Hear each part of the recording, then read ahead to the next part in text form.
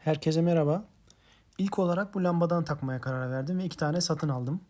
Sağ ve sol arka kapı hizasına fotoğrafta gösterdiğim yere takacaktım. Bu lambayı seçmemin 2 sebebi vardı. İlki tasarımı sebebiyle kapı üstünde güzel görüneceğini düşündüm. İkinci ve asıl sebep ise aracımın ön tavan aydınlatmasındaki tüm fonksiyonları içeriyor olmasıydı. Böylece soketten paralel kablo çekerek kullanabilecektim. Montaj için döşemeyi kesmeden önce döşemenin altında yeterli boşluk var mı diye kontrol ettiğimde o bölgede perde hava yastığı olduğunu gördüm. Sonrasında lamba için daha uygun bir bölge aramaya başladım. En uygun yerin işaretlediğim bölge olduğuna karar verip buraya uygun bir lamba aramaya başladım. Yedek parçacılarda yaptığım 2-3 saatlik bir araştırma sonunda bu lambayı buldum. Hem çok büyük değildi hem de diğer lamba gibi 3 fonksiyonu da destekliyordu. Üstelik fiyatı da oldukça ucuzdu. Bu lambanın tek eksi yanı döşemeye direkt takılamaması. Plastik bir çerçevenin üzerine takıldığı için tırnakları kısa. Birkaç değişiklik ile doğrudan döşemeye takabileceğimi düşünerek bu lambayı alıp eve döndüm.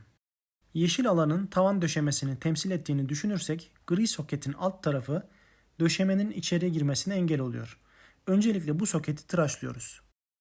Bu işlem yüzünden artık soket alt kısımdan tutunamıyor ve yukarı aşağı hareket edebiliyor.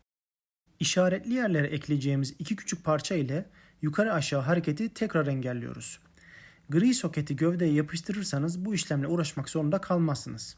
Fakat ileri bir zamanda ampul patlarsa yapıştırdığınız soketi sökmekte zorlanırsınız. Bu aşamanın fotoğrafını çekmeyi unutmuşum. Siyah tırnakları törpülüyoruz. Yeşil alan gibi görünmeli. Kırmızı alan tamamen tıraşlanacak. Soldaki metal tırnağı çıkartıyoruz. Çünkü bunu kullanmayacağız. Son olarak sağdaki kırmızı alanı keserek kabloları lehimleyeceğimiz yeri ortaya çıkarıyoruz. Lamba üzerindeki değişiklikler bu kadar. Bağlantı şeması bu şekilde. Yukarıdaki iki hatta artı kutup. Herhangi birine bağlayabilirsiniz. Ben diğer kablolarla arasında mesafe olsun diye üsttekine bağladım. Kabloları lehimledikten sonra bölgeyi sıcak silikon ile doldurdum. Sonrasında kabloları Tesa marka tüylü bant ile sardım.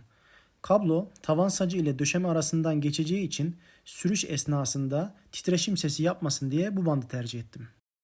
Lambanın arka tarafı tavan sacına temas etmemeli. Bu yüzden yeşil alan içinde istediğiniz bir yeri kesebilirsiniz. Kırmızı bölgeleri tavsiye etmiyorum. İşlemin en önemli aşamasına geldik.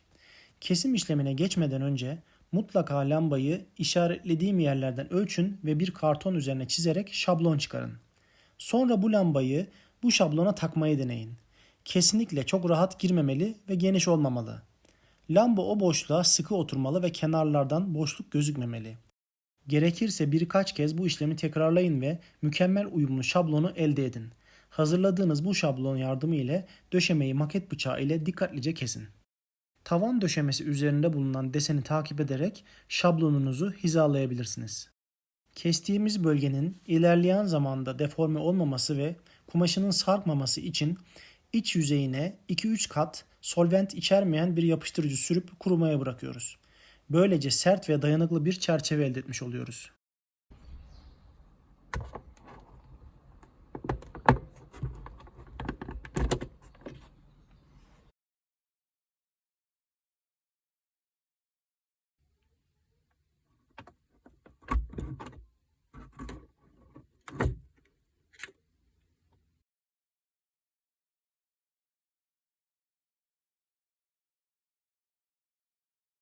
Döşemede açtığımız boşluktan lambanın kablosunu sokup ön taraftaki boşluktan çıkarıyoruz ve orijinal kabloya paralel bağlıyoruz.